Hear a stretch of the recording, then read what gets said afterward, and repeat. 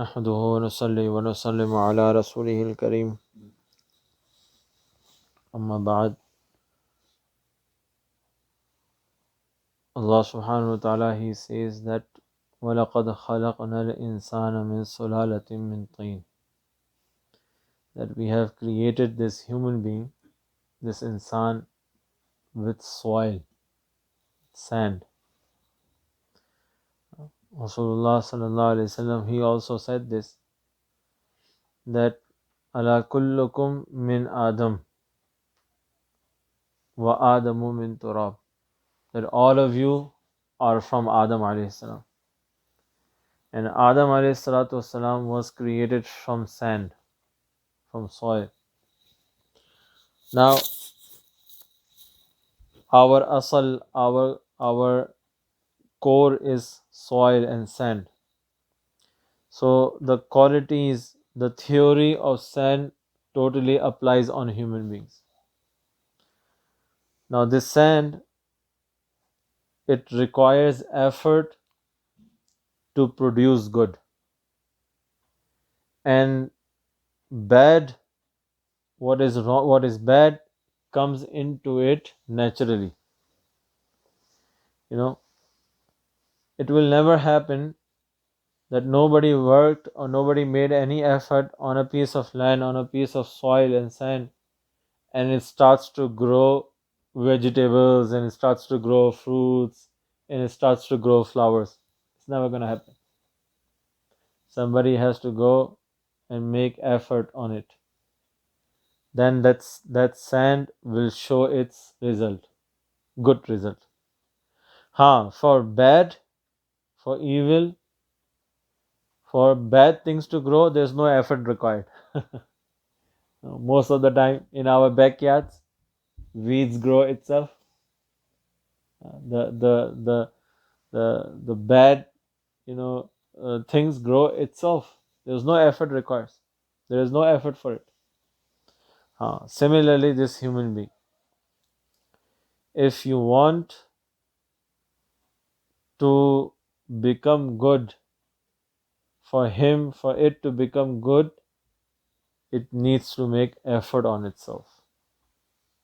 When if he wants to become bad, there is no effort required. There is no effort required to do bad things. All the bad qualities comes to human being naturally. There is no effort required.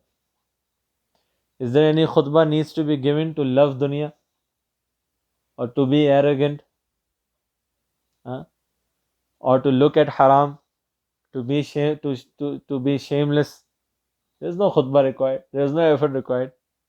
Naturally, a person looks for this thing and runs after this thing. This nafs is created like that.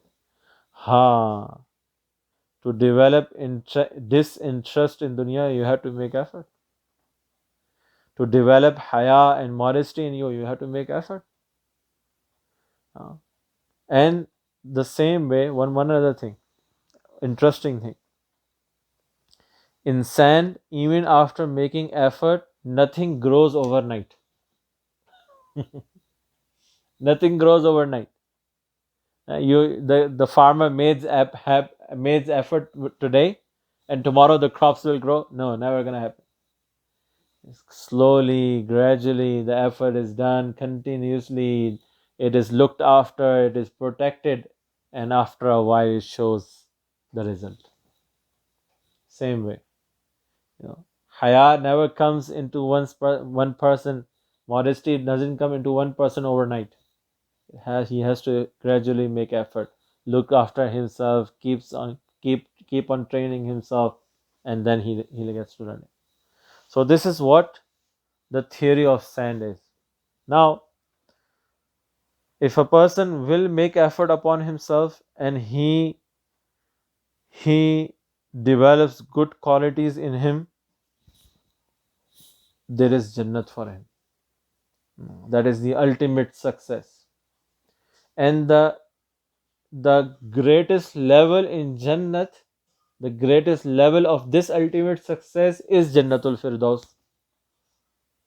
So in Surah Mu'minun, Allah subhanahu wa ta'ala told us who are going to be the one who are going to be deserving Firdaus, the ultimate success. May Allah grant us all. May Allah SWT grant all of us, gather all of us in Jannatul Firdaus. So Allah Subhanahu wa Taala mentions some qualities. Now we all need to check ourselves. We all really want to be there. We really want to be with Rasulullah Sallallahu Alaihi Wasallam in Firdaus. But Allah Subhanahu wa Taala has set restrictions.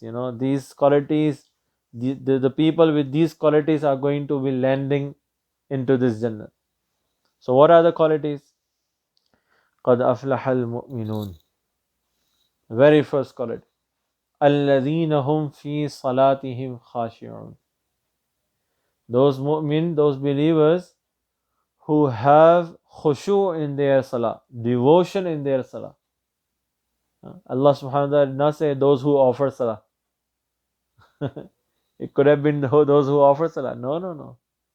Those who build their salah, those who made effort on their salah, and they brought khushu in their salah. How, Ya Allah? How is it? How we can bring khushu? وَالَّذِينَ هُمْ عَنِ اللَّغْوِ مُعْرِضُونَ. The next quality. These are those people who do not just stay away from sins, but they are those people who stay away from useless things. They don't involve in irrelevant. They avoid irrelevant totally. This is what ulama has written. The easiest way to bring khushu in one salah is to protect his eyes from irrelevant thing, protect his ears from irrelevant talk, protect his tongue from irrelevant, protect his mind from irrelevant thinking. Sometimes we are just thinking irrelevant thinking, thinking for no reason. So the one who will avoid irrelevance, he will have khushu in his salah. And then what is the third quality? وَالَّذِينَ هُمْ لِلزَّكَاةِ فَاعِلُونَ. They pay zakat. وَالَّذِينَ هُمْ لِفُرُوجِهِمْ حَافِظُونَ. And these are those people who protect their private parts from shamelessness. In another ayat of Surah Nur, Allah subhanahu wa ta'ala, in Surah Nur is all about this shamelessness and modesty. It's all about this. And ulama has written that the much anger of Allah we see in Surah Nur, we don't see it anywhere in the Quran. Because in Surah Nur, the waqia of Ifk, when Aisha radiallahu anha was accused wrongly, that incident is mentioned, and it's all about shamelessness. And then the way Allah shows His anger on the angry Allah get on shamelessness, there is no other sin. Every other nation was destroyed with one punishment. But Qawm Lut, those people who were shameless, they were destroyed with 5 punishments, one after the other. Fire came down, rocks came down, the earth, the place they were in, were lifted up and put it upside down. The sound, loud sound came. Shows Allah's anger on shamelessness. When a person becomes shameless, this is how angry Allah gets. So this is the quality of people who will reside in Firdaus, that they protect themselves. And the easiest way to protect oneself is first protect your eyes. قُلْ لِلْمُؤْمِنِينَ يَغُضُّوا مِنْ أَبْصَارِهِمْ وَيَحْفَظُوا فُرُوجَهُمْ. Allah Himself told us. The one that asked mu'mineen, ask the believers to lower their gaze. To lower their gaze. When they will lower their gaze, when they will protect their gaze, it will be easy for him to protect his private part also. But if one will not protect his gaze, there is no way he can protect his private part. There is no way. And then you know what Allah said? Ajib, Allah said it. Inna Allah khabirum bima yasna'un. So sana is portraying a picture. This is what sana means. Right? Fa'ala means to do something. Sana means to having a picture in your mind. So Allah did not say Inna Allah khabirum bima yaf'alun, that Allah knows, Allah is well aware of what they are doing. Allah said, Allah is well aware of what they are creating in their minds. Because when a person sees haram, it's not only that the story is over, that picture is fixed in his mind. And then later on, he's thinking about that picture and playing with that picture and having ideas about that picture. Allah saying, I know all what you're doing in your mind. I know everything what you're thinking in your mind. يَعْلَمُ خَائِنَةَ الْأَعْيُنِ وَمَا تُخْفِي الصُّدُورُ. So anyway, this is what it is. فُرُوجِهِمْ حَافِظُونَ. Then Allah subhanahu wa ta'ala said, وَالَّذِينَ هُمْ لِأَمَانَاتِهِمْ وَعَهْدِهِمْ رَعُونَ. These are the people who will reside in Firdaus. That whatever job they are entrusted with, they don't do khiyanat in it. They don't misuse that trust. If they have to work 8 hours, they work 8 hours. If they have to do certain jobs, they make sure that they are fulfilling their jobs. They fulfill their trust, in other words. وَعَهْدِهِمْ رَعُونَ. Whatever contract they make, they fulfill it. They fulfill it. And then lastly, Allah subhanahu wa ta'ala said it again. The first thing again. وَالَّذِينَ هُمْ عَلَى صَلَوَاتِهِمْ يُحَافِظُونَ. These are the ones who are very protective about their salah. At salah time, they shiver like this. Allah has called me. Allah has called me. So these are the people of Firdaus.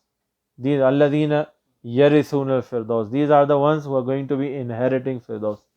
May Allah subhanahu wa ta'ala grant us tawfiq to be amongst them. Give us tawfiq to make effort on ourselves to bring these qualities in ourselves. Subhana rabbika rabbil izzati amma yasifun. Wassalamu alaikum.